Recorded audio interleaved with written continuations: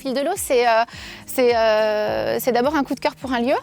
Je suis tombée amoureuse du site avec la rivière, l'étang, sa vieille bâtisse. Et puis j'ai décidé, puisque j'habitais l'Oise à l'époque, de mettre ce bel endroit à disposition des touristes. Alors j'ai créé plusieurs couchages sur le grand gîte. Et puis après j'ai défriché cet étang, parce que quand j'ai acheté en 2006, c'était en friche en fait, tout simplement, c'était en friche. Donc en 2012, j'ai eu la curiosité d'aller voir ce qui se passait. Et puis on a défriché, je suis tombée totalement sous le charme de l'étang et ensuite j'ai dessiné des cabanes, donc 4 au total, que j'ai baptisées d'un petit nom qui à l'époque, à chaque fois que j'en construisais une, m'inspirait des petites choses. Donc il y a les songes de Steph, je ne suis pas du matin, la terre est ronde pour ceux qui s'aiment, donc une cabane qui est tout là-bas, là, qui est destinée aux amoureux. Et puis la très grande qui s'appelle Elle fait son cinéma. Voilà, donc au total j'ai 44 couchages, pas mal de travail avec 15 hectares de terrain, l'étang et puis la rivière, donc voilà, les canards. Donc les gens viennent ici pour s'amuser, pêcher, se ressourcer, jouer à la pétanque. On a une forte clientèle qui ont un vrai besoin de nature, donc ils arrivent là, ils envoient leur canne à pêche. Il y a le petit gardon qui frétille. Et puis peut-être aussi pour me rencontrer. Je dis ça très sérieusement, j'aime aller à la rencontre des gens. Et donc on chine un coup, on partage, ils repartent avec des petits surnoms donnés aux canards. Voilà, c'est des gens qui aiment partager en général. D'abord sa beauté. Sa beauté, on a la mer, le port de Fécamp, la ville qui est très jolie, la ville de Fécamp. Après, moi je suis traileuse, donc je suis attirée effectivement par la nature.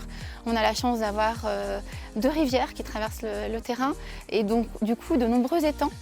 Et donc d'abord la beauté par les valeuses aussi, les valeuses, les falaises. Je suis vraiment séduite par le lieu. Et puis les gens. Pour moi, je ne connaissais pas la Normandie. Du premier abord, on peut se dire tiens, les Normands ont une réputation d'être un peu fermé, et pas du tout.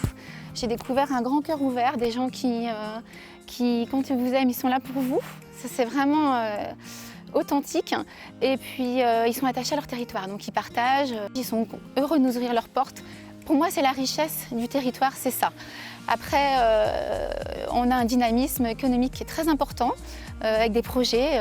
Il y a beaucoup à faire dans le coin, il me semble, mais on a un dynamisme aussi au niveau local, avec des envies, le parc éolien qui pousse, des énergies nouvelles qui s'installent. C'est très important pour moi, qui adore la nature.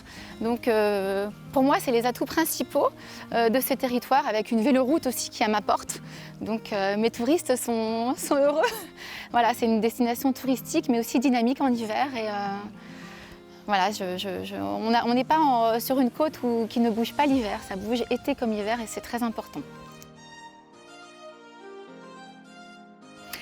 Parce que je suis une expatriée et j'ai besoin de créer un petit réseau, partager, rencontrer des gens qui ont des projets, qui sont dynamiques, partager nos compétences aussi. J'ai besoin d'eux, j'ai besoin de plombiers, de gens qui savent faire beaucoup de choses. J'ai besoin de gens qui ont les mêmes intérêts, les mêmes centres culturels que les miens.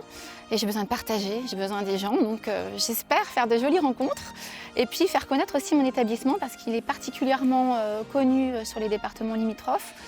Les 100 km Covid m'ont beaucoup aidé à faire découvrir mon établissement, mais il est magnifique et il faut venir. Donc j'espère que les ambassadeurs vont venir le découvrir avec plaisir.